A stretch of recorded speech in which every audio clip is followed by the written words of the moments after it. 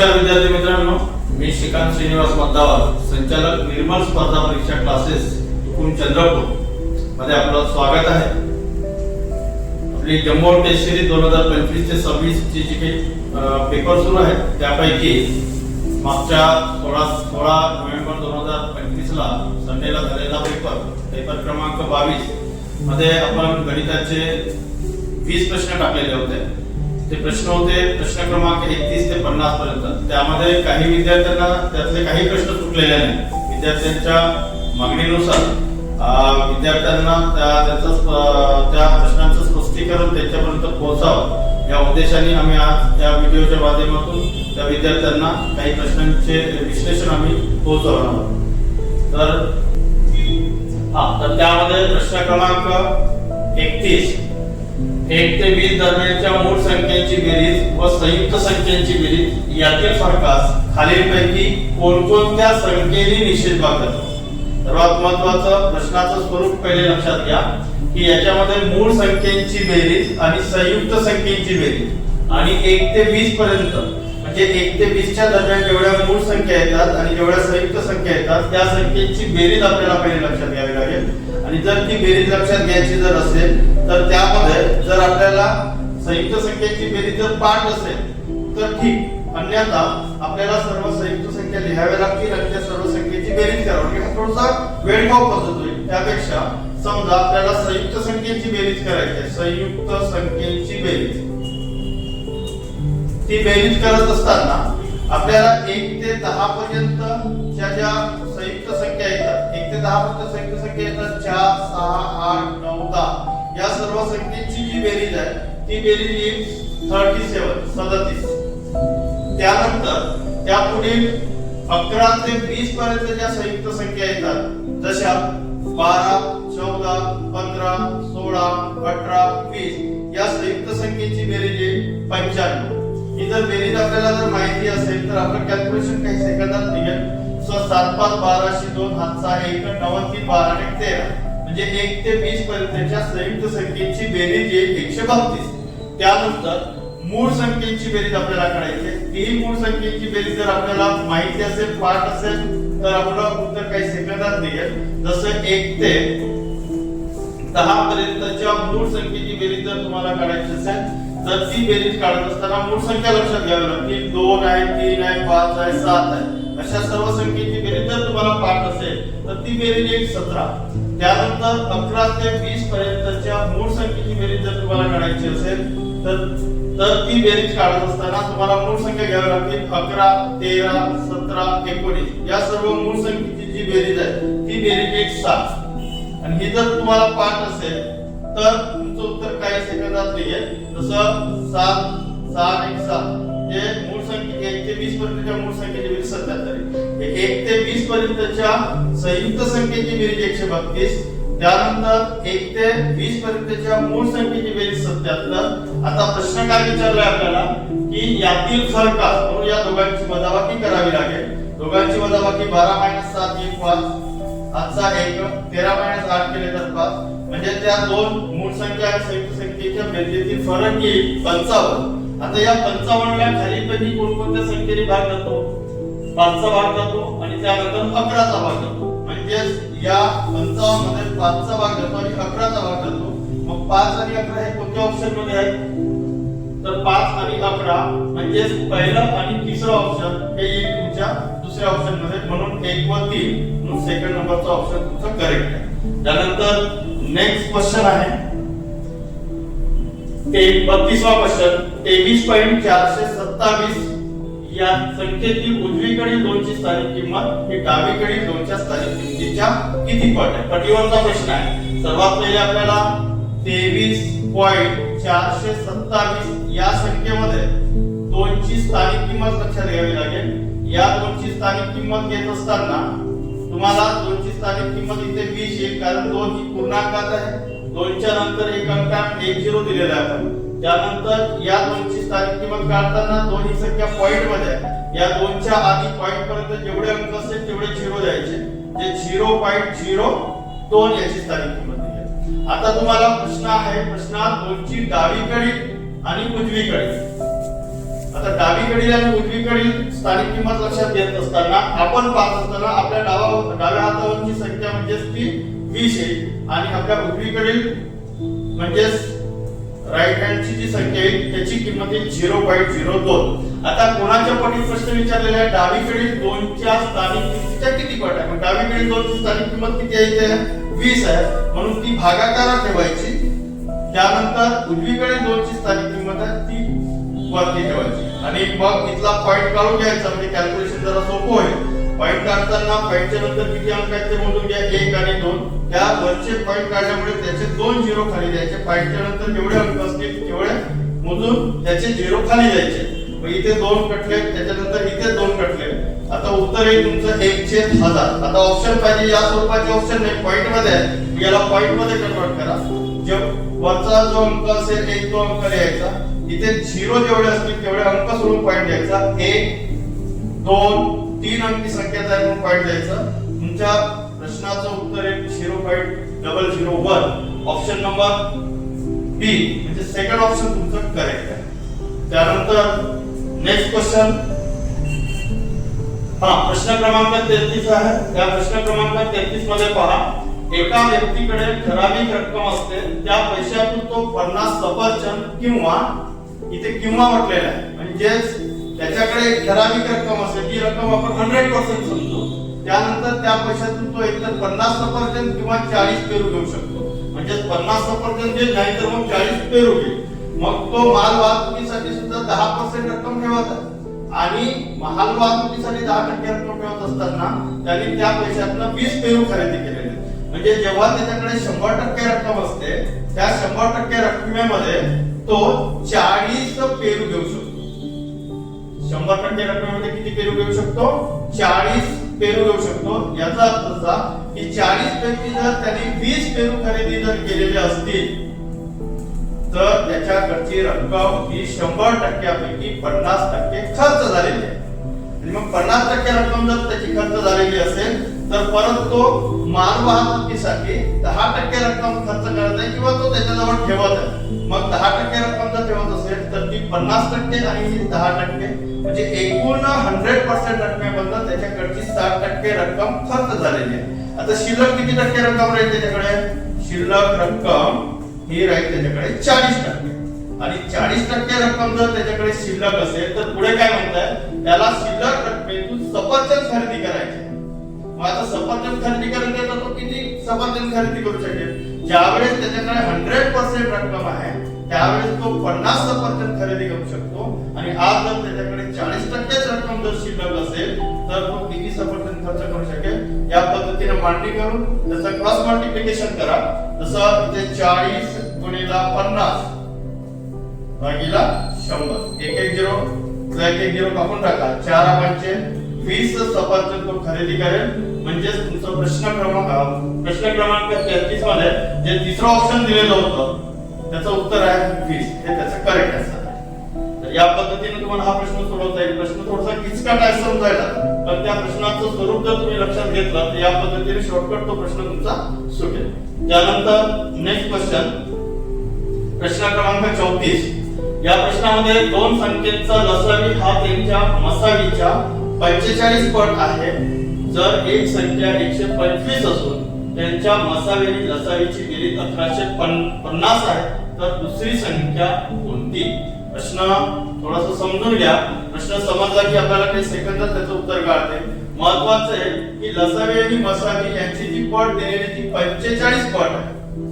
सरळ प्रश्न सोडवायचा असेल तर लसावी हा मसावीच्या इतके पट आहे असा प्रश्नाचं स्वरूप जर असेल तर डायरेक्ट जी पट दिलेली आहे त्या पटचे फॅक्टर घ्या. फॅक्टर असामायिक फॅक्टर घ्या, असामायिक अवयव घ्या. जसं 5 आणि 9 5 चे फॅक्टर. आता उदाहरणात दिलेली एक संख्या तुम्हाला आहे 125. आता ही 125 मध्ये भागदारावर फॅक्टर कोणता आहे? 5. म्हणून 125 ला डायरेक्ट 5 ने भाग द्यायचा आणि याचं एक प्रमाण काढून टाकायचं. 5 दुने 10 5 25. हे फॅक्टर किती निघालेलं आहे? 25. मग आता जे दुसरं फॅक्टर तुम्हाला जे दिलेलं आहे 9, त्या 9 ला 25 न गुणलं तर सेकंड संख्या निघेल आपली 225. या पद्धतीने शॉर्टकट ते सोडवता येईल तुम्हाला. जर तुम्ही आता याचा मसावी जर काढून पाहिला 125 आणि 225 चा आणि त्याचा लसावी काढला तर मसावी आणि लसावीची जर बेरीज कराल तर ती बरोबर तुम्हाला 1150 दिसेल. तर यामध्ये ऑप्शन क्रमांक तुम्हाला 225 चा तिसरा ऑप्शन आहे. तर उत्तर येईल तुमचं सी 225. या पद्धतीने तुम्हाला हा प्रश्न सोडवता येईल. त्यानंतर नेक्स्ट क्वेश्चन प्रश्न क्रमांक 35. या प्रश्नामध्ये तुम्हाला एका पाठोपाठ एक येणाऱ्या P Q R S T अशा 5 संख्या आहेत, त्या समसंख्या आहेत आणि ज्यांची बेरीज तुम्हाला दिलेली आहे 230. त्यानंतर त्या पुढील एका पाठोपाठ एक येणाऱ्या 4 समसंख्यांची बेरीज विचारली आहे. तर अशा वेळेस काय करायचं, जर तुम्हाला कुठल्याही क्रमवार नैसर्गिक संख्या, क्रमवार समसंख्या किंवा क्रमवार विषम संख्येची बेरीज जर दिलेली असेल तर ती बेरीज जेवढ्या संख्येची आहे तेवढ्या संख्येने त्याला डिवाइड करायचं. म्हणजे जसं या उदाहरणात तुम्हाला 230 ही बेरीज दिलेली आहे, ही बेरीज आहे 5 संख्येची म्हणून 5 ने डिवाइड करा. म्हणजे तुम्हाला 5 आणि 5 छक्क 30 ही जी संख्या भागाकारात मिळते ती संख्या नेहमी मधली संख्या असते. म्हणजे 5 संख्येपैकी ही मधली संख्या आहे. मग 5 संख्येपैकी ही मधली संख्या जर असेल 46 म्हणजे तुम्हाला ही तिसरी संख्या मिळेल. तिसरीच्या नंतर चौथी संख्या तुमची 2 च्या फरकाने 48 येईल. पाचवी संख्या ही 50 आहे. आता 50 च्या पुढील आपल्याला 4 समसंख्या घ्यायच्या आहेत. 50 च्या पुढील समसंख्या 52, त्यानंतर 54, त्यानंतर 56, त्यानंतर 58. आता या 4 समसंख्यांची बेरीज आपल्याला करायची आहे. 8 आणि 6 14, 14 आणि 4 18, 18 आणि 2 20, 20 ची 0 हातचे 2. त्यानंतर 5 5 5 म्हणजे 25, 20 आणि 2 22. या पद्धतीने या 4 संख्येची बेरीज तुम्हाला शॉर्टकट करता येईल. समीकरण तयार करायचं असेल तर एकदम पण समीकरण तयार करता येईल. पण आपल्याला वेळ वाचवायचा जर असेल तर या पद्धतीने शॉर्टकट या प्रश्नाचं उत्तर आपल्याला काढता येईल. प्रश्न क्रमांक 35 चं जे उत्तर आहे ते उत्तर ए ऑप्शन 220. त्यानंतर यामध्ये नेक्स्ट क्वेश्चन दिलेला होता तुम्हाला. इथे परिमेय संख्येची म्हणजे तुम्हाला कोणती आहे ती संख्या काढायची, दरम्यानची संख्या काढायची. दरम्यानची परिमेय संख्या काढत असताना तुम्हाला 2 अपूर्णांक दिलेला -3/5 -7/12. आता या 2 संख्येची बेरीज करताना ती बेरीज अशी करावी लागेल की त्यांच्या दरम्यानची परिमेय संख्या जर शोधायची असेल तर वरच्या संख्येची वरती बेरीज करा आणि खालच्या संख्येची खाली बेरीज करा. पण ती बेरीज करत असताना दोन्ही संख्येच्या पुढे मायनस चिन्ह आहे आणि मायनस चिन्ह अपूर्णांकाला जर असेल तर ते ना वरच्या किंवा खालच्या संख्येला असते, ते पूर्ण अपूर्णांकाचं चिन्ह असते. म्हणून ते चिन्ह तुमचं वरती पण लिहू शकता, खाली पण लिहू शकता किंवा अपूर्णांकाच्या मध्ये पण लिहू शकता. फक्त आता बेरीज करताना 3 आणि 7 ची बेरीज करा 10 येईल. 10चं चिन्ह मायनस द्या आणि 12 + 5 ची बेरीज करा 17 येईल. -10 चे 17 ही संख्या तुम्हाला या स्वरूपात पण लिहिता येईल. मायनस चिन्ह तुम्हाला अपूर्णांकाच्या मध्ये पण देते. ऑप्शन पहा, सेकंड नंबरचा ऑप्शन दिलेला आहे तुम्हाला, ऑप्शन नंबर बी -10 चे 17. या पद्धतीने तुम्हाला दरम्यानची परिमेय संख्या जर विचारली तर वरच्या संख्येची वरती बेरीज, खालच्या संख्येची खाली बेरीज, चिन्ह मायनस असेल तर त्याकडे लक्ष देऊन व्यवस्थित त्याची बेरीज करून उत्तर लिहायचं. ठीक. तर त्यानंतर पुढचा प्रश्न आहे नेक्स्ट प्रश्न क्रमांक 37. हा प्रश्न एक चांगला दिलेला होता. एका कामगाराला एक वर्षाचा पगार 180 रुपये आणि एक दुपट्टा. मागे मला वाटतं 2023 भंडारा जिल्ह्याच्या पेपरला हा प्रश्न विचारलेला होता. फक्त त्याचा थोडासा स्वरूप संख्या बदलून तो प्रश्न इथे टाकलेला आहे. तर या प्रश्नामध्ये 180 रुपये प्लस म्हणजेच अधिक एक दुपट्टा हे मिळत आहे त्याला 12 महिन्यासाठी म्हणजे एका वर्षासाठी आणि 9 महिन्यानंतर तो निघून जातो. पण 130 रुपये त्याला मजुरी मिळते आणि एक दुपट्टा मिळते. मग याची मांडणी करायची जर असेल तर 180 प्लस दुपट्ट्याची किंमत जर तुम्ही 1 घेतली तर हे मिळतं त्याला 12 महिन्यासाठी म्हणजे एका वर्षासाठी. इक्वल करा. त्यानंतर 130 रुपये प्लस दुपट्ट्याची किंमत सेम राहील दोन्ही ठिकाणी म्हणून x घेतला. 130 प्लस x हे किती महिन्यासाठी राहील? 9 महिन्यासाठी. या पद्धतीने एक समीकरण तयार करायचं आणि याचा तिरपा गुणाकार करायचा तुम्हाला. 18 9 162 आणि हा 1 0 द्यायचा प्लस 9 गुणिले x 9x इक्वल 130 गुणिले 12 13 12 156 हा 1 0 प्लस 12 गुणिले x केलं तर 12 x आता x वाल्या संख्या एका बाजूला करायच्या आणि त्यानंतर संख्या एका बाजूला करून त्याचं कॅल्क्युलेशन करायचं. जसे इकडे मोठी संख्या 12x म्हणून त्याच बाजूला ठेवा, 9x तिकडे घेऊन जा, मायनस होईल. त्यानंतर 1620 जे डाव्या बाजूला ते तिकडेच ठेवा आणि 1507 मात्र प्लस मध्ये उजवीकडे त्याला डावीकडे घेऊन 1507. आता 1620 आणि 1507 या दोघांची जर वजाबाकी केली तर ती 60 इक्वल 12 मधून 9 मायनस केले तर 3x आणि मग x ची व्हॅल्यू काढायची असेल तर 60 भागिले 3 केलं तर 20 येईल. आपण x कशासाठी घेतला होता? दुपट्ट्यासाठी. आणि तुम्हाला विचारलेल्या त्या दुपट्ट्याची किंमत किती? तर दुपट्ट्याची किंमत येईल 20 रुपये, म्हणजे ऑप्शन नंबर सी तिसरा ऑप्शन आहे. या पद्धतीने ते उदाहरण सोडवता येईल. वेगळ्या पद्धतीने तुम्हाला उदाहरण सोडवता येईल, पण ते उदाहरण सोडवत असताना आपल्याला नेमकं त्या प्रश्नाचं मिनिंग समजलं की डायरेक्ट तुम्हाला शॉर्टकट या प्रकारे म्हणून त्यामध्ये तुम्हाला त्या दुपट्ट्याची किंमत काढता येईल. त्यानंतर त्यात पेपर मधला एक 38वा प्रश्न होता. प्रश्न भूमितीवर होता. जनरली आपल्याला जर एखाद्या लोखंडी तारेचा चौरस, इथे चौरस तयार केलेला आणि चौरसाची एक बाजू दिलेली आहे 22, म्हणजे समजा जर तुम्ही चौरस जर लक्षात घेतला तर चौरस घेताना हा जसा इथे चौरस दिलेला आहे, हा चौरस दिलेला आहे आणि या चौरसाची एक बाजू जी आहे, चौरसाची एक बाजू जी दिलेली आहे ती 22 सेंटीमीटर आहे. चौरसाच्या चारही बाजू समान असतात, एक बाजू 22 दिलेली आहे. प्रश्न काय म्हणते? जर एखाद्या लोखंडी तारेचा चौरस केला, म्हणजे एक लोखंडी तार होती त्याचा आपण चौरस केला, त्याची बाजू उदाहरणात दिलेली आहे तुम्हाला 22 सेंटीमीटर. जर पुन्हा ती वाकवून तिचे वर्तुळ तयार केले, म्हणजे चौरस तयार केल्यानंतर तिला जर आपण कट केला आणि कट करून जर सरळ ती तार जर पकडली तर त्या तारेची लांबी पहिले आपल्याला तयार करावी लागेल. म्हणजेच आपल्याला सर्वात पहिले या चौरसाची परिमिती काढावी लागेल. चौरसाची परिमिती का काढावी लागेल? कारण आपल्याला चारही बाजूंची पहिले बेरीज करावी लागेल, तेव्हा कुठे त्या पूर्ण तारेची लांबी मिळेल.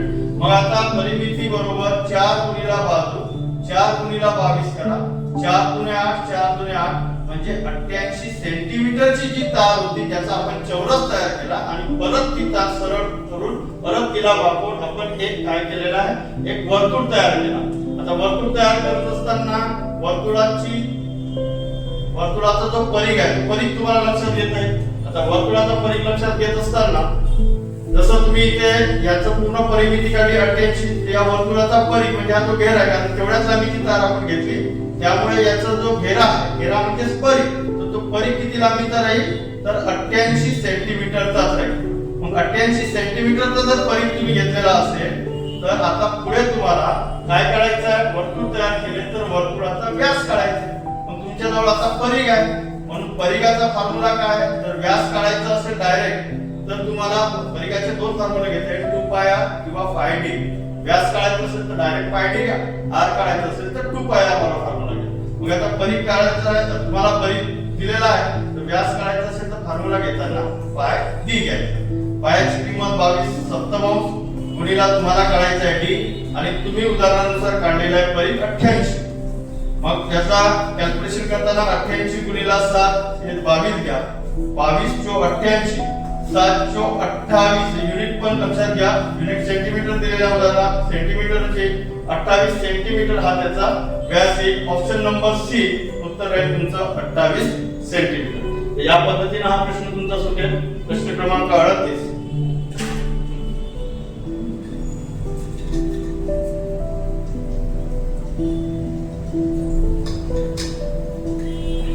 त्यानंतर नेक्स्ट क्वेश्चन घेऊ. नेक्स्ट क्वेश्चन आहे 39, 39वा प्रश्न. एका गावात मराठी बोलणारे 82%, हिंदी बोलणारे 76% लोक असून मराठी बोलणारे 82%, हिंदी बोलणारे 76% आणि त्यानंतर दोन्ही भाषा न बोलणारे 8%. तर इथे आपल्याला मराठी बोलणारे 82%, त्यानंतर हिंदी बोलणारे 76% आणि दोन्ही भाषा, उदाहरणार्थ आपल्याला दोन्ही भाषा न बोलणारे दिलेले आहेत, तर इथे आपण 100 मधून 8 मायनस करून दोन्ही भाषा बोलणारे मग दोन्ही भाषा बोलणाऱ्याचे पर्सेंटेज काय 100 मायनस 8 केले तर 92%. आता हे आपल्याला कॅल्क्युलेशन करताना दोन्ही सिंगल विषयाची बेरीज करायची. जसं 82 प्लस 76 आणि दोन्ही कॉमन विषयाचे जे पर्सेंटेज दिलेले आहे ते मात्र 92 मायनस करायचे.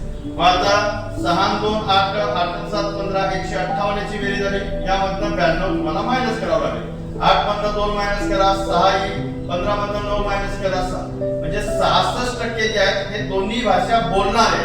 मग दोन्ही भाषा बोलणारे 66% असेल तर दोन्ही भाषा न बोलणारे 44% राहील. पण महत्त्वाचं आहे की आपल्याला उदाहरणात दिलेली जी संख्या आहे 2244 ही मात्र दोन्ही भाषा बोलणाऱ्याची. दोन्ही भाषा बोलणाऱ्याची असेल तर आपल्याला दोन्ही भाषा बोलणारे जे पर्सेंटेज मिळालेले आहेत दोन्ही भाषा बोलणारे पर्सेंटेज मिळालेले 66%. म्हणून संख्या 66% ला 2244 ठेवा. तुम्हाला काय विचारलं नेमकं ते महत्त्वाचं. तुम्हाला त्या गावची एकूण लोकसंख्या विचारलेली आहे. 100% ला क्वेश्चन मार्क करा. म्हणजे इथे तुम्हाला 100% म्हणजे संपूर्ण त्या गावची लोकसंख्या किती आहे याचा तिरपा गुणाकार करा.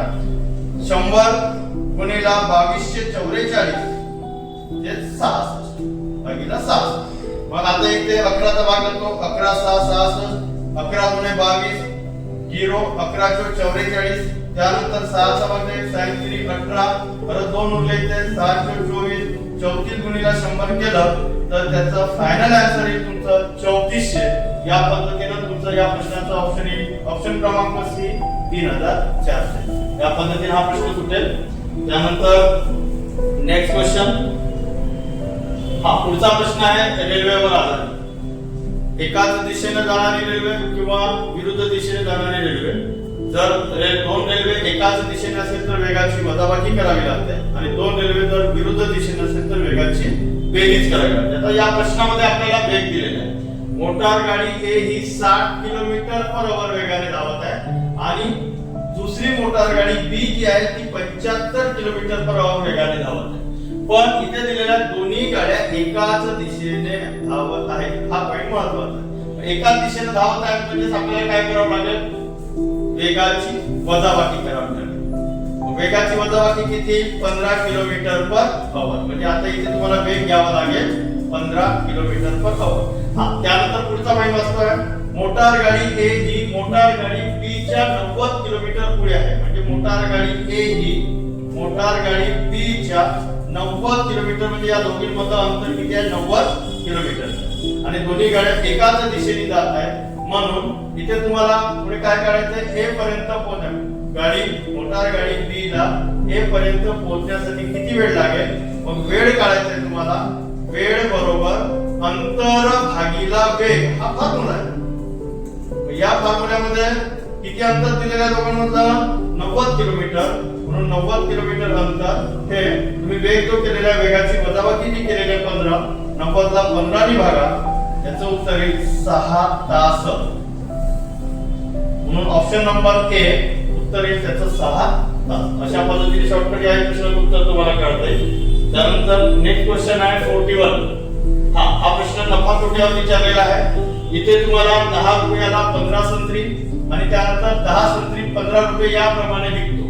10 रुपयाला 15 संत्री खरेदी करत आहे आणि 10 संत्री 15 रुपये याप्रमाणे तो विकत आहे. मग याचं कॅल्क्युलेशन शेकडा नफा शेकडा तोट्यामध्ये जर तुम्हाला करायचं असेल तर शेकडा नफा किंवा शेकडा तोटा हे कॅल्क्युलेशन वरूनच तुमच्या लक्षात येईल. यासाठी काय करायचं पहिले रुपये लिहायचे आणि त्यानंतर इकडे वस्तू लिहायची. आता वस्तू जी काही असेल संत्री असेल पेरू असेल आंबा असेल जे काही असेल ते वस्तू लिहायची. मग इथे रुपये किती आहेत 10. त्यानंतर वस्तू किती मिळत आहेत त्याला 15. त्यानंतर पुढे वस्तू किती दिलेल्या आहेत 10. पण रुपये मात्र 15 हे इथे लिहायचे रुपयाच्याच खाली आणि वस्तू लिहायचे तुम्हाला 10. याचं कॅल्क्युलेशन करताना असं क्रॉस कॅल्क्युलेशन करायचं आणि इकडे या दोघांचा गुणाकार करून इथे त्याची किंमत घ्यायची आणि ही किंमत नेहमी खरेदी किंमत असते हे लक्षात घ्यायचं. त्यानंतर दुसरं कॅल्क्युलेशन करताना या दोघांना तुम्ही क्रॉस करा आणि याचा गुणाकार इकडे मांडा. 15 गुणिला 15 225 येईल आणि ही किंमत नेहमी तुमची विक्री किंमत.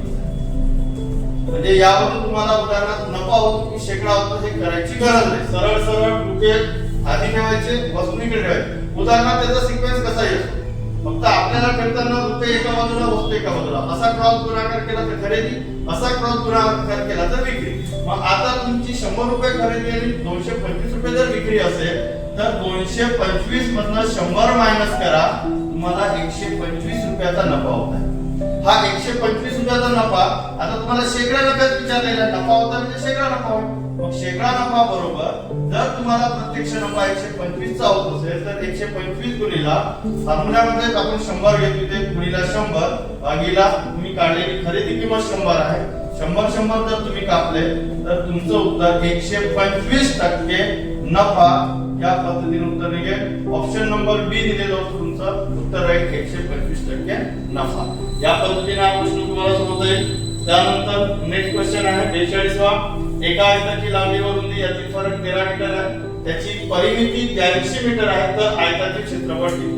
आता आयताची लांबी आणि रुंदीतील फरक तुम्हाला दिलेला आहे आणि त्याची परिमिती दिलेली आहे. आता एक गोष्ट इथे लक्षात ठेवायची, जर आपल्याला दोन गोष्टींची बेरीज आणि दोन गोष्टींची वजाबाकी म्हणजे फरक म्हणजे दोन संख्येची बेरीज आणि दोन संख्येतील फरक जर दिलेला असेल तर मोठी संख्या काढताना त्यांची बेरीज प्लस दोघांमधील फरक डिवायडेड बाय 2 आणि त्यांची बेरीज मायनस त्यांच्यातील फरक डिवायडेड बाय 2 यानी आपल्याला मिळते लहान संख्या. मग मोठी संख्या लहान संख्या काढत असताना आयताची लांबी नेहमी मोठी असते आणि रुंदी नेहमी लहान असते. मग लांबी म्हणजे मोठी संख्या आणि रुंदी म्हणजे लहान संख्या. तेही काढत असताना आपल्याला इथे परिमिती दिलेली आहे. परिमिती दिलेली आहे तर आपण अर्ध परिमिती काढू, कारण आपल्याला माहिती आहे अर्ध परिमिती म्हणजे लांबी आणि रुंदीची बेरीज होते. म्हणून लांबी प्लस रुंदी म्हणजेच अर्ध परिमिती.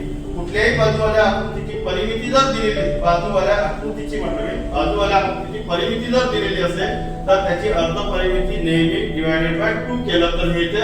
म्हणजेच अर्ध परिमिती म्हणजेच लांबी आणि रुंदीची बेरीज ही आपल्याला मिळेल 41 काय मीटर आहे 41 मीटर. मग आता लांबी आणि रुंदीची बेरीज 41 मिळाली. लांबी आणि रुंदीतील फरक उदाहरणार्थ दिलेला आहे 13 मीटर. मग आता मोठी संख्या लहान संख्या म्हणजे जर आपल्याला लांबी काढायची आहे म्हणजे मोठी संख्या काढायची आहे, रुंदी काढायची आहे म्हणजे लहान संख्या काढायची आहे. मग मांडणी काय करायची, लांबी आणि रुंदीची बेरीज प्लस लांबी आणि रुंदीतील फरक भागीला 2, लांबी आणि रुंदीची बेरीज मायनस लांबी आणि रुंदीतील फरक भागीला 2. आता 41 आणि 13 ची बेरीज जर केली तर 3 आणि 4 4 आणि 5 54 भागीला 2 जर केला तर 27 मीटर ही आपल्याला काय मिळेल लांबी मिळेल. त्यानंतर 41 मधून 13 मायनस करा, 11 मधून 3 मायनस केले तर 8 येईल. आजचा 1 केली ते 4 मधून 2 मायनस केले तर 2 28 हे 2 जर केलं तर याची रुंदी जी निघेल ती मात्र 14 मीटर निघेल. आता लांबी आणि रुंदी निघाली. आपल्याला विचारलं काय आयताचं क्षेत्रफळ विचारलं. क्षेत्रफळाचा फॉर्म्युला काय, क्षेत्रफळ बरोबर लांबी गुणिला रुंदी. लांबी निघाली 27 आणि रुंदी निघाली 14. आता गुणाकार करता येईल तुम्हाला 27 आणि 14 चा गुणाकार करा 378 येईल. 378 चौरस मीटर. युनिट सुद्धा लक्षात ठेवायचे, कुठल्याही आकृतीचे क्षेत्रफळाचे युनिट नेहमी चौरस मीटर म्हणजे मीटर स्क्वेअर मध्ये येते. हेच तुम्हाला मीटर स्क्वेअर मध्ये सुद्धा लिहिता येईल. ऑप्शन नंबर ए 378 चौरस मीटर हे त्याचं उत्तर आहे. या पद्धतीने हा प्रश्न तुमचा भूमितीचा आहे. प्रश्न तुम्हाला सोडवता येईल. त्यानंतर पुढचा प्रश्न परत तुमचा काळकांबेल या टॉपिक मध्ये जो मजुरावरील जो टॉपिक आहे त्या टॉपिक वरचं उदाहरण आहे. 10 मजूर 14 दिवसात 1750 रुपये कमाई करतात, तर 10 पूर्ण 10 दिवसात किती रुपये कमाई करतात? आता या प्रश्नाची मांडणी करत असताना सरळ मांडणी करायची. 10 पुरुष किती दिवसात 14 दिवसात किती रुपये कमवत आहेत 1750 इक्वल करा. त्यानंतर पुरुष किती आहेत 10, दिवस किती आहेत 10 आणि कमाई जी आहे ती कमाई मात्र तुम्हाला इथे खाली ठेवावी लागेल. मग कमाई आपल्याला माहिती नाही ती काढायची तिथे x ठेवा. त्यानंतर कॅल्क्युलेशन करताना इथला 1 0 कापून टाका. बाकी x इकडे घेऊन या, डावीकडे येईल. तो इकडे खाली छेदात आहे त्याला इकडे घेऊन या, डावीकडे आणलं तर तो वरती जाईल. त्यानंतर 10 गुणिला 10 म्हणजे 100 गुणिला हे 175 तिकडे वरती जाईल. त्यानंतर हे 14. आता इथे भाग द्यायचा आहे तुम्हाला. भाग देताना जसे इथे 7 गुणे 14 25 7 175 या दोनचा भाग 100 मध्ये 50 वेळा जाईल. 25 5 125 आणि हा एक 0 आहे म्हणजे तुमचं याचं फायनल आन्सर येईल 1250. 1250 म्हणजे ऑप्शन नंबर डी हे तुमचं करेक्ट आन्सर आहे. या पद्धतीने हा प्रश्न सरळ सरळ तुम्ही विचारून सोडवू शकता. त्यानंतर नेक्स्ट क्वेश्चन आहे. हा क्वेश्चन चांगला आहे का? याच्यामध्ये तुम्हाला वर्गमूळ दिलेला आहे, त्यामध्ये संख्या दिलेली आहे. यामध्ये संख्या घेताना तुम्हाला 169 जे दिलेला आहे त्या 169 चा वर्गमूळ घ्यायचा, वर्गमूळ 36 मध्ये प्लस करायचा, मग 36 मध्ये प्लस करून त्याचा वर्गमूळ घ्यायचा, 5322 मध्ये ही संख्या प्लस करायची आणि मग जी काही येणारी संख्या असेल फायनली त्याचा वर्गमूळ घ्यायचा.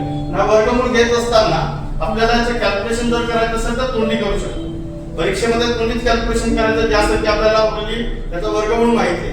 जसं पहा 169 चा वर्गमूळ येतो इथे 13 आणि मग इथे जे 36 आहे या 36 मध्ये जर तुम्ही 13 प्लस केले तर ते येतात 49 आणि मग या 49 चा वर्गमूळ काढा तर 7 येतो आणि मग 7 5322 मध्ये 7 प्लस करायचे आणि 5322 मध्ये 7 प्लस केले तर 5329 अशी एक वर्गसंख्या तयार होते.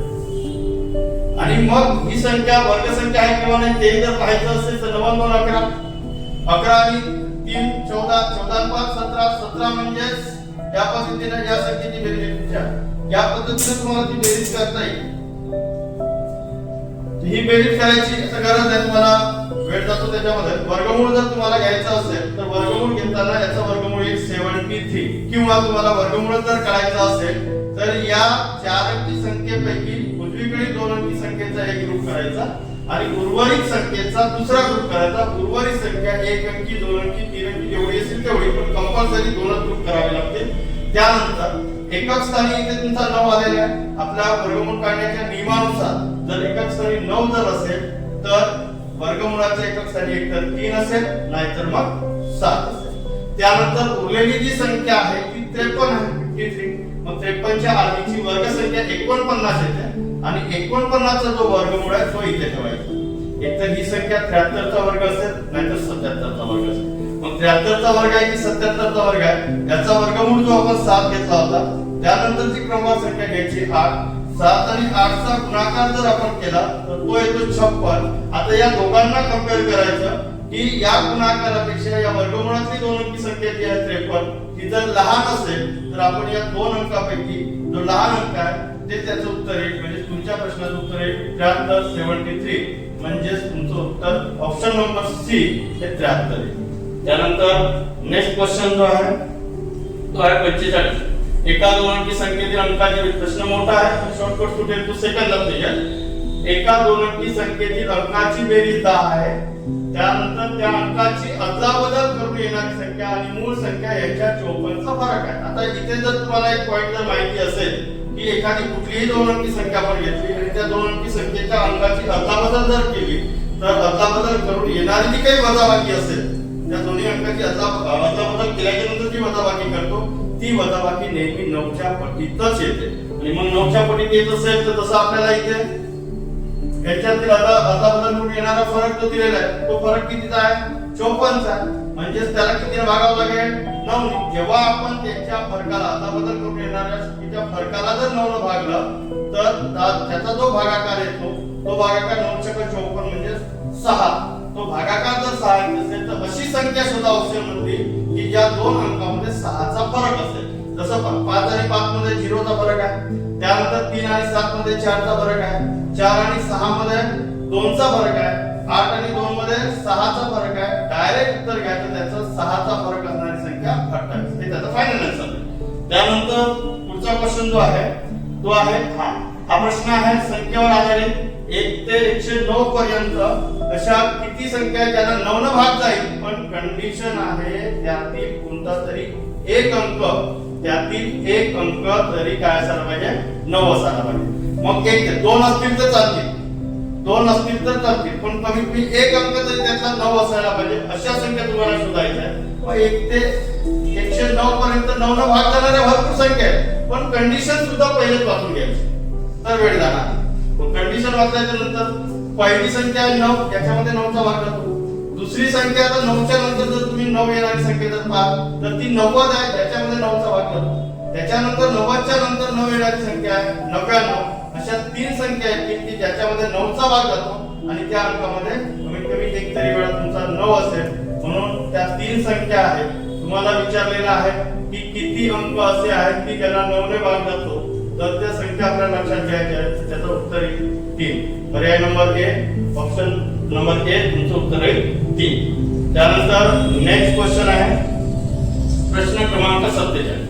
आता वृक्षतोडीमुळे दरवर्षी एका गणनातील, जसं आपण लोकसंख्येवर आधारित प्रश्न सोडवतो की आज या लोकसंख्या इतकी आहे, दरवर्षी इतक्या टक्क्यांनी लोकसंख्या कमी झाली किंवा जास्त झाली, तर 2 वर्षापूर्वी लोकसंख्या किती होती, 2 वर्षानंतर लोकसंख्या किती. चक्रवाढीचे जे आपण प्रश्न सोडवतो ना, म्हणजे एखादी रक्कम आज घेतल्याच्या नंतर 10% जर आपल्याला एखाद्या वर्षी जर 1000 रुपये व्याज मिळत असेल तर ती एक रास तयार होते, त्याच्यावर परत व्याज. म्हणजे अशा स्वरूपात की संख्या आपण वृक्षतोड होत आहे, कमी झाली, परत त्याच्यातले काही कमी झाले. तर अशा प्रकारच्या उदाहरणामध्ये मांडणी जर तुम्हाला करायची असेल तर ती मांडणी करताना एकतर तुमच्या उदाहरणात घट असू शकते पर्सेंटेज मध्ये किंवा वाढ असू शकते. जेव्हा घट असते तेव्हा डायरेक्ट 100 मधनं पर्सेंटेज जेवढे दिलेले आहेत, शेकडा जेवढे दिलेले आहेत तेवढे मायनस करायचे, आणि जर वाढ होत असेल तर प्लस करायचे. बस सिंपल आहे. म्हणजे 100 मधनं जर 6 मायनस केले तर 94. आता ही जी मांडणी आहे ही मांडणी कशी करायची पहा. सगळ्यात महत्त्वाचं उदाहरणामध्ये तुम्ही काय केलं, 6% घट आहे म्हणून डायरेक्ट मायनस केलं, 6% वाढ असेल तर प्लस करायचं. आणि उदाहरण वाचायच्या पहिले तुम्ही एक अपूर्णांक तयार करायचा 94 डिवायडेड बाय 100. हे 94 डिवायडेड बाय 100 करा. याच अपूर्णांकाला समजण्यासाठी फक्त तुम्ही त्याला व्यस्त लिहून ठेवा. आता या दोन पैकी आपल्याला एका अपूर्णांकाची गरज आहे. मग आता कोणता अपूर्णांक घ्यायचा त्यासाठी उदाहरण पुढे वाचतो. 6% घटल्यामुळे 2 वर्षांनी झाडांची संख्या 26,508 झाली, तर 2 वर्षापूर्वी एकूण झाडांची संख्या किती? म्हणजे आपल्याला इथे जी संख्या दिलेली आहे ती संख्या 6% घट झाली आणि 2 वर्षांनी झाडांची संख्या म्हणजे 6% दोन्ही वर्ष कमी झाल्याच्या नंतर ती संख्या 26,508 झाली. याचा अर्थ काय की सुरुवातीला 2 वर्षापूर्वी जी आपल्याला विचारलेली आहे, 2 वर्षापूर्वी 6 जी आहे ही 26,508 पेक्षा संख्या जास्त असेल आणि मग ती कमी कमी होऊन 26,508 झाली. म्हणून याची मांडणी करताना या 26,508 पेक्षा आपले येणार उत्तर हे जास्त येणार आहे. म्हणून वरती मोठी संख्या जी आहे 100 तो अपूर्णांक घ्यायचा. म्हणजे 100 भागिले 94 गुणिले 100 भागिले, मग हा गुणाकार किती वेळा करायचा, तर मग इथे किती वर्षासाठी आहे आपल्याला, 2 वर्षासाठी आहे. 2 वर्षापूर्वी विचारलेला आहे म्हणून 2च वेळा, 3 वर्षापूर्वी असेल तर 3 वेळा गुणाकार करा गुणिले 26,508. याची काटाकाटी करून जर तुम्ही कॅल्क्युलेशन जर केलं तर याचा फायनल आन्सर येईल 30,000. म्हणून तुमचा ऑप्शन नंबर ए पहिला ऑप्शन येईल 30,000 याचा फायनल आन्सर. ठीक आहे. तर त्यानंतर पुढचा प्रश्न तुम्हाला येत आहे. आता हा प्रश्न सोपाच आहे. तसं 25 ते 45 पर्यंतच्या संख्येमधील मूळ संख्येची सरासरी. आता मूळ संख्या माहित पाहिजे, तर मूळ संख्या माहित पाहिजे म्हणजे 25 ते 45 पर्यंत मूळ संख्या घेताना मूळ संख्या बेसिकली आपल्याला लक्षात घ्यायचं जर असतील तर कोणत्याही 2 अंकी संख्येचा जर आपण विचार केला तर त्या 2 अंकी संख्येची बेरीज केल्यानंतर त्या बेरजेमध्ये जर 3 चा भाग जात नसेल तर ती मूळ संख्या आहे. सिंपल. मग आता मूळ संख्या ही विषम संख्याच असते. एक किंवा 2 ही समसंख्या सोडली तर कोणतीही समसंख्या मूळ संख्येत येत नाही. त्याच्यामुळे 25 च्या नंतर 26 चा विचार करता येणार नाही. 27 म्हणजे 2 आणि 7 ची बेरीज 9 येते म्हणजे ती मूळ संख्या नाही. माहिती नसतील तर पाठ असेल तर बेटर, एवढं काही स्पष्टीकरणाची गरज पण नाही. जसं पहिली मूळ संख्या 29, दुसरी मूळ संख्या 31, तिसरी मूळ संख्या 37, चौथी मूळ संख्या 41 आणि पाचवी मूळ संख्या येते तुमची 43. आता मी सांगितलेल्या नियमानुसार 9 आणि 2 11, बेरीज 11 येते 3 चा भाग जात नाही. 3 आणि 1 4, बेरीज 4 येते 3 चा भाग जात नाही. 7 आणि 3 10, 10 मध्ये 3 चा भाग जात नाही. 4 आणि 1 5, 5 मध्ये 3 चा भाग जात नाही. 4 आणि 3 7, 7 मध्ये 3 चा भाग जात नाही. या पद्धतीने टॅली करायचं जर काही डाऊट असेल तर. मग अशा 5 मूळ संख्या आलेल्या त्या 5 मूळ संख्येची बेरीज आणि 5 संख्या आहे म्हणून सरासरी काढताना सर्व संख्येची बेरीज भागिले एकूण संख्या 5 आहे म्हणून 5 ने डिवाइड करावं लागेल. आता याची बेरीज करा. 3 आणि 1 4, 4 आणि 7 11, 11 आणि 12, 12 आणि 9 21, 21 1 हातचे 2, 4 आणि 4 8 आणि 2 10, 10 आणि 3 13, 13 आणि 3 16, 16 आणि 2 18 181 आणि 181 ला जर आपण 5 ने डिवाइड केलं तर याचा भागाकार येतो 36.2. म्हणजे ऑप्शन नंबर तुमचा डी हे तुमचं फायनल आन्सर आहे. त्यानंतर पुढचा क्वेश्चन 49 हा सरळ व्याज वरचा प्रश्न आहे. सरळ व्याजाने 3 वर्षात 7,300 रुपयाचे 8,614 वर्ष आहे 3, प्रिन्सिपल अमाउंट दिलेली आहे 7300, रास दिलेली आहे 8614 रुपये होतात. जर त्यांनी मागील व्याजदर देण्याऐवजी वार्षिक 4% अतिरिक्त व्याज दिले असते तर मिळालेली रक्कम तुम्हाला काढायची आहे. हा प्रश्न शॉर्टकट जर सोडवायचा असेल तर 7300 च्या 3 वर्षाचा दर वगैरे कॅल्क्युलेट करायची गरज नाही. म्हणजे तुम्हाला रास मधून मुद्दल मायनस करून त्याची व्याज पण काढायची गरज नाही.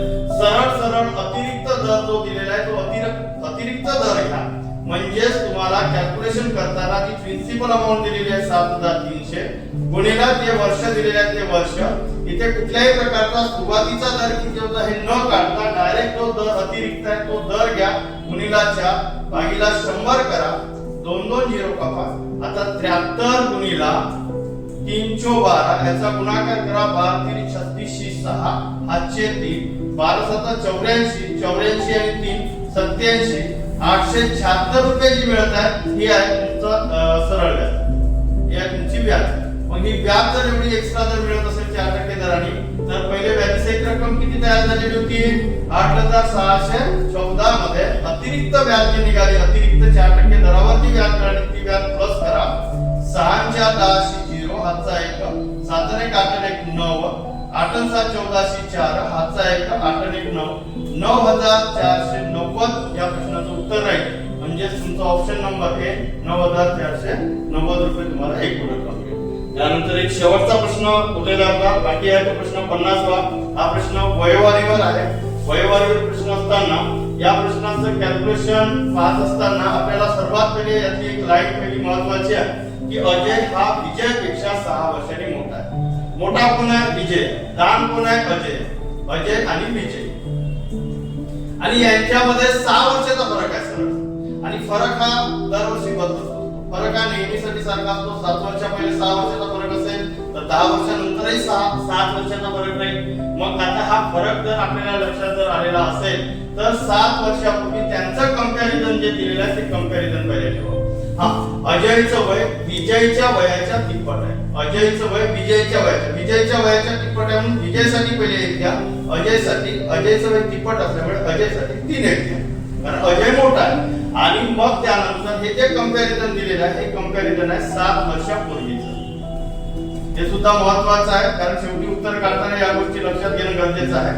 मग 7 वर्षापूर्वी यांचं कंपॅरिझन जर 3x आणि 1 जर दिलेलं असेल म्हणजे अजय हा विजयपेक्षा 6 वर्षांनी मोठा जर असेल तर 3x मधनं x मायनस करा आणि त्यांच्यातला फरक हा 6 वर्षाचा आहे. लहान मोठेपणा दाखवला असेल तर डायरेक्ट फरक घेऊ शकता. 2x बरोबर 6 तर x बरोबर 6/2 म्हणजे x ची व्हॅल्यू जर तुम्ही 3 काढली असेल तर अजय आणि विजय या दोघांचं वय तुम्हाला लक्षात येईल. विजय हा तुमचा x आहे म्हणजे 3 वर्षाचा आहे आणि अजय त्याच्या तिप्पट आहे म्हणजे 3 3 90 आहे. पण केव्हा हे जे आपण कंपॅरिझन घेतलं होतं हे आहे 7 वर्षापूर्वीचं म्हणून या दोघांचे हे 7 वर्षापूर्वीचं वय आहे. आणि मग 7 वर्षापूर्वी अजय 9 वर्षाचा आहे, 7 वर्षापूर्वी विजय 3 वर्षाचा आहे. मग आता आपल्याला केव्हाचं काढायचं सध्याचं काढायचं. सध्याचं काढायचं असेल तर डायरेक्ट इथे 7 प्लस करा. त्यामध्ये 7 प्लस करा. 7 आणि 3 10 येईल, 9 आणि 7 16 येईल. म्हणजे अजयचं वय 16 वर्षाचं आणि विजयचं वय 10 वर्ष. पण आपल्याला काय विचारलं आहे? रेशो विचारला आहे, गुणोत्तर विचारलेलं आहे. गुणोत्तर जर विचारलं असेल तर 16 आणि 10 या दोन संख्येत 2 चा भाग जातो. 2 16 आणि 2 5 10 म्हणजे त्याचा रेशो येईल 8/5. या पद्धतीनं पेपर मध्ये आपण 31 ते 50 पर्यंतचे जे 20 प्रश्न पाहिलेले आहेत अशाच प्रकारे आपण याच्यानंतर जे काही पेपर होणार आहे त्या पेपर मधील पूर्ण प्रश्नांचं आपण विश्लेषण करू. त्यानंतर आपण रिझनिंगचं पण विश्लेषण करणार आहोत. फक्त आता वेळेअभावी आपण फक्त मॅथचे आपण जे काही कठीण प्रश्न होते त्या प्रश्नाचं विश्लेषण ज्या विद्यार्थ्यांना अडचणी होत्या त्या अडचणी दूर व्हाव्या म्हणून आपण एक छोटासा प्रयत्न केलेला आहे. धन्यवाद.